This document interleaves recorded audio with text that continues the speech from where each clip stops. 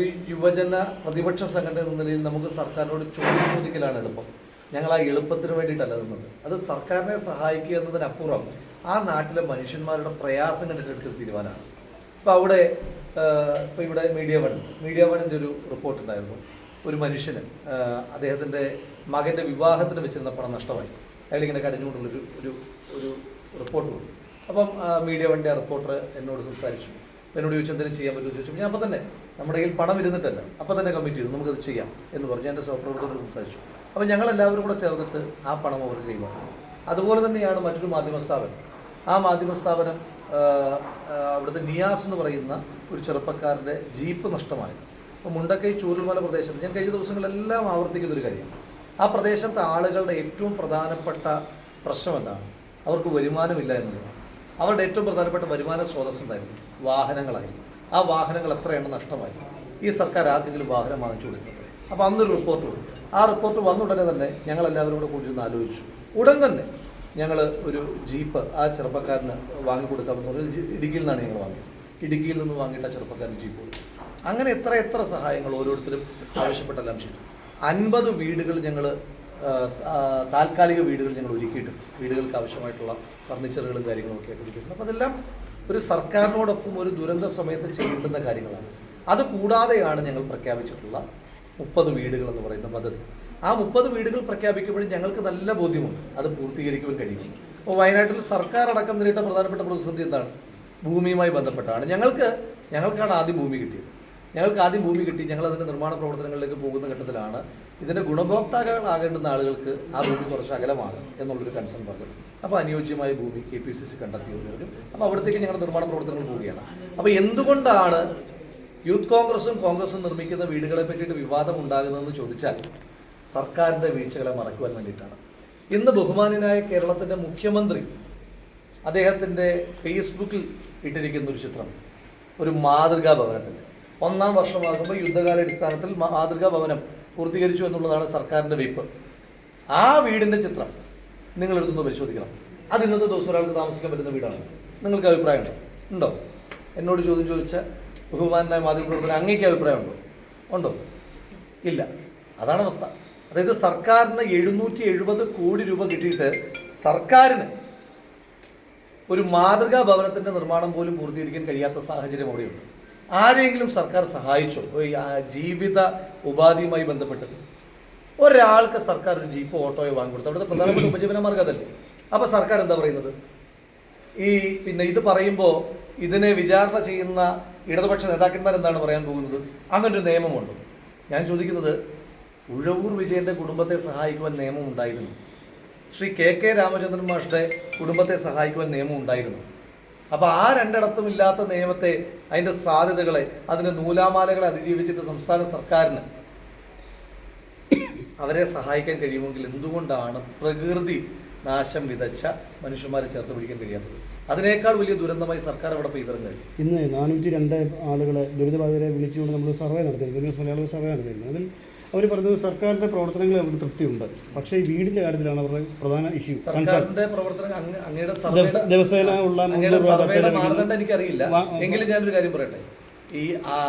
അവിടെ മുണ്ടക്കൈ ചൂരൽമല ദുരന്തം അനുഭവിച്ച മനുഷ്യന്മാർ, ആ മനുഷ്യന്മാരുടെ ഒരു പ്രതിഷേധവും അങ്ങയുടെ മാധ്യമ സ്ഥാപനത്തിലുള്ള സമരമുണ്ട്.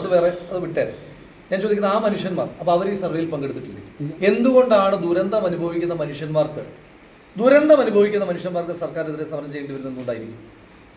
അതിനല്ലേ സർക്കാർ എന്ത് ചെയ്തു എന്ന് ചോദിക്കുമ്പോൾ തന്നെ നിങ്ങൾ പിരിച്ച പൈസ, ആ പൈസ എന്ത് ചെയ്തു? അതിനൊരു സുതാര്യത വേണ്ടേ? അതിനകത്ത് സുതാര്യതയുടെ കുറവിനെ പറ്റി അങ്ങേക്ക് എന്തെങ്കിലും ആശങ്കയുണ്ട് എങ്കിൽ ഞാനും അങ്ങയും കൂടി ഇരിക്കുന്ന രീതിയിൽ അങ്ങേ ബോധ്യപ്പെടുത്തുവാൻ ഞാൻ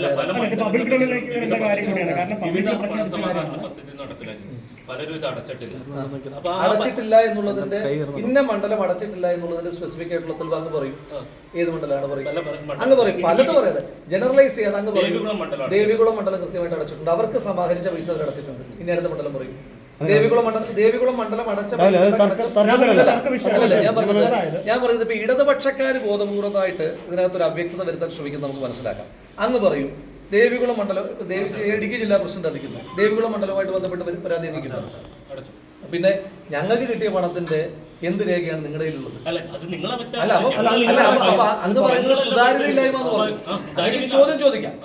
അങ്ങ് സുതാര്യതയില്ലായ്മ എന്ന് പറയുമ്പോൾ അങ്ങയുടെ സ്റ്റേറ്റ്മെന്റ് ആണ്. അപ്പൊ സുതാര്യതയില്ലായ്മയെ പറ്റി പുറത്തു നിൽക്കുന്ന ആളുകൾ എന്തെങ്കിലും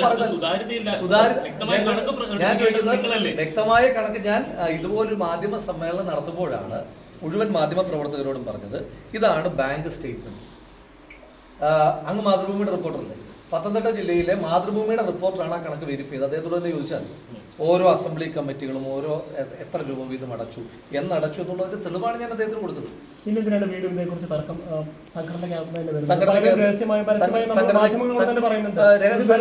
പരസ്യമായി പറഞ്ഞ ഒരാളുടെ പേര് പറയും.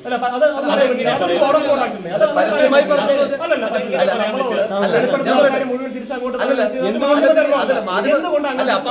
അപ്പൊ അത് രഹസ്യം.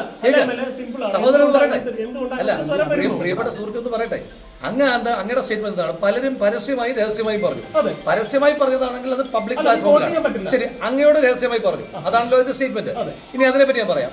സംഘടനയ്ക്കകത്ത് ഇപ്പൊ എടുത്ത നടപടികളെ പറ്റിയിട്ടാണല്ലോ അങ്ങ് ചോദിക്കുന്നത്. സംഘടനയ്ക്കകത്ത് എടുത്ത നടപടികൾ എന്താണ്?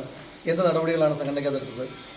പണം സമാഹരിക്കാൻ കഴിയാത്ത കമ്മിറ്റികൾ പണം പിരിച്ചു വെട്ടിച്ചു എന്നുള്ളതല്ല സംഘടനയ്ക്കകത്തുള്ള ആരോപണം. സംഘടനയ്ക്കകത്തുള്ള പ്രശ്നം എന്താണ്?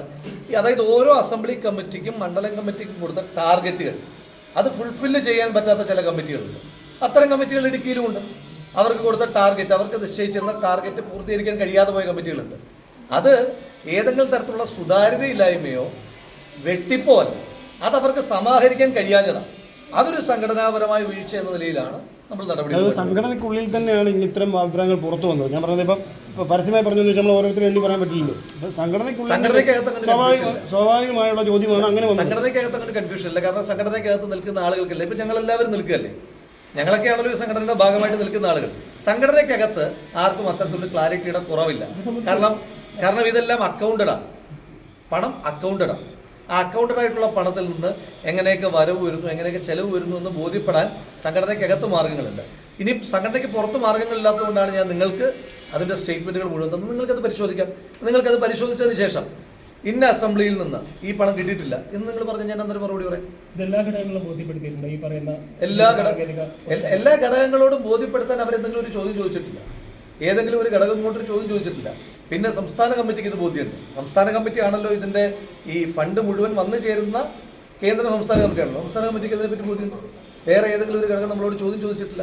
ചോദ്യം ചോദിക്കുമ്പോഴേ നമ്മൾ മറുപടി പറയും. ഇത് നമ്മൾ ഈ മാസം തന്നെ രാഹുൽ ഗാന്ധിയുടെ ഡേറ്റിൽ അദ്ദേഹം തറക്കല്ലിടൽ നടത്തും. അതിനുശേഷം KPCC-യുമായിട്ട് ചേർന്ന് നമ്മൾ തീരുമാനമായിട്ട് മുന്നോട്ട്. നിങ്ങൾ ഇത്രയും ചോദ്യങ്ങൾ അങ്ങ് എന്നോട് ചോദിക്കുന്ന എല്ലാ ചോദ്യങ്ങൾക്കും ഞാൻ ആൻസറബിൾ ആണ്. എല്ലാ ചോദ്യങ്ങൾക്കും ഞാൻ ആൻസറബിൾ ആണ്. കാരണം ഞാൻ പിന്നെ ഒരു